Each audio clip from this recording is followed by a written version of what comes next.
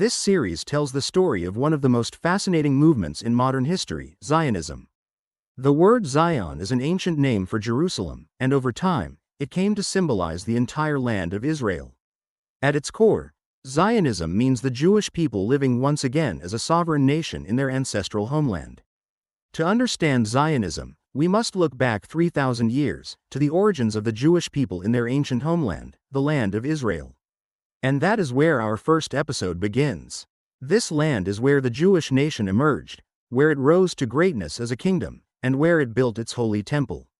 The details of this history are preserved in the best-selling book of all time, the Bible, and remarkably, archaeology supports many of its central events. Let's go back in time 3,000 years. Our story begins with Abraham, the first founding patriarch, who hears a divine call: "Go from your country, to the land I will show you." God promises that his descendants will become a nation, and that the land he is leading him to will one day be theirs. Abraham travels to Canaan, where his son Isaac and grandson Jacob continue the lineage. Jacob, also called Israel, becomes the father of the Israelite people. The descendants of his 12 sons will form the 12 tribes of Israel.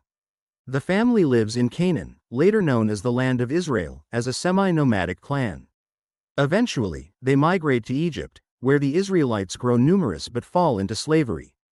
The Bible describes their dramatic escape under the leadership of Moses, his confrontation with Pharaoh, the plagues, and the miraculous parting of the sea.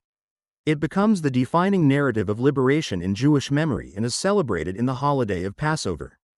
After wandering 40 years in the desert, the Israelites arrive at the land promised to their ancestors, the land of Israel.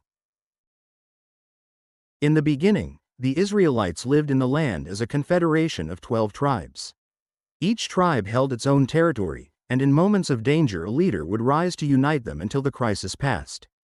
This is the era of figures like Samson and Deborah, heroes who appear when the nation needs them. And here, archaeology reveals something remarkable.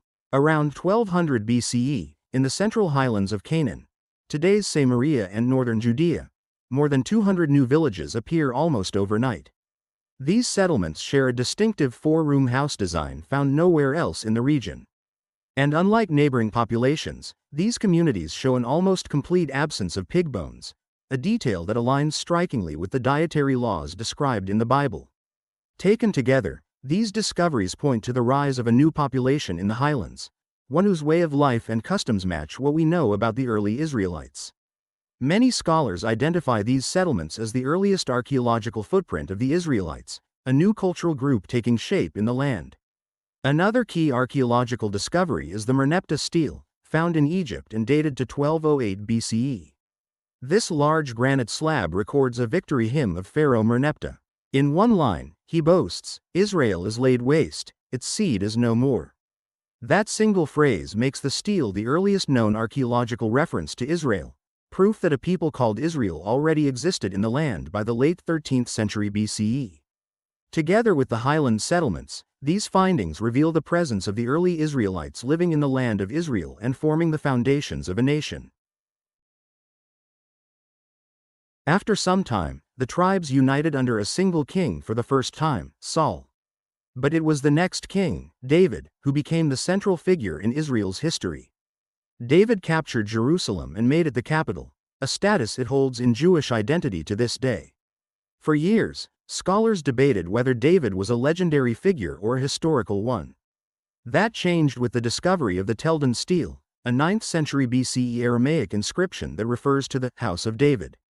This inscription confirmed that a real dynasty traced itself back to a historical David. David's son, King Solomon, presided over an era of prosperity and monumental building. The Bible describes him as constructing the first temple, the spiritual center of the nation. Archaeology from the 10th century BCE reveals a developing state. Monumental gates and administrative buildings have been uncovered at Megiddo, Hazor, and Gezer. Evidence of advanced stonework and organized city planning points to a kingdom capable of large-scale administration, consistent with the biblical description of Solomon's reign. This era becomes the golden age of ancient Israel, a united kingdom with a capital, a holy temple, and a royal dynasty. After Solomon's death, the kingdom splits in two: Israel in the north, made up of 10 of the tribes, and Judah in the south, consisting of the remaining 2. The northern kingdom is larger and wealthier, but politically unstable. The southern kingdom is smaller, but centered around Jerusalem and the temple. The two exist side by side. In 722 BCE, the Assyrian Empire conquers the northern kingdom and exiles its people. Assyrian records, including the Annals of Sargon II, describe the fall of Samaria and the deportation of its population. Archaeology reveals destruction layers in northern cities from this period. The 10 northern tribes disappear from history, remembered ever since as the lost tribes. Judah survives for another 150 years.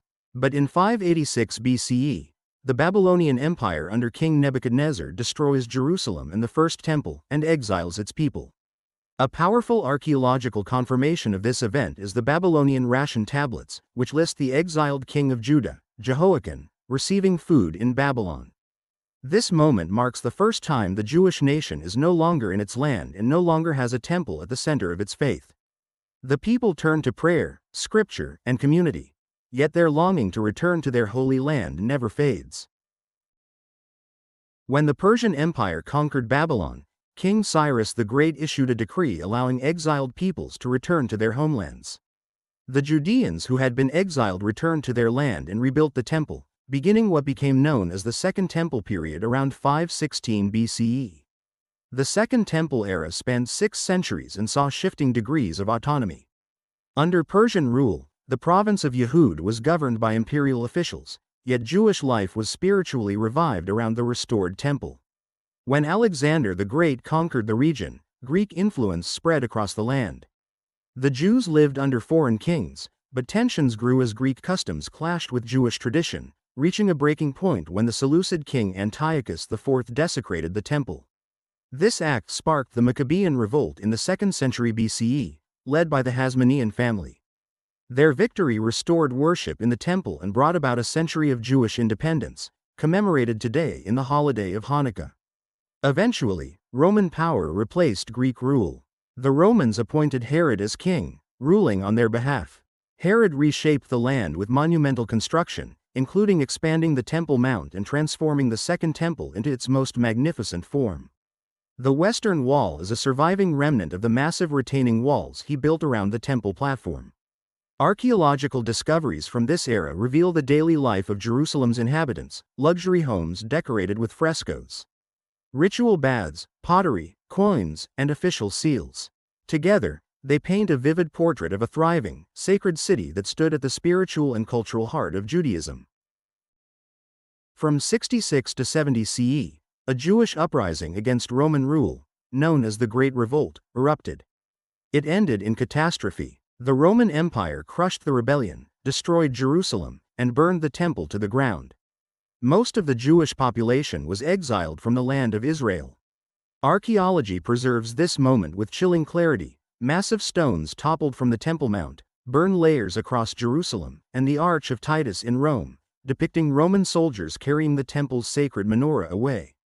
The Arch of Titus is unusually detailed, reflecting how important it was for Rome to immortalize its victory over the Jewish nation.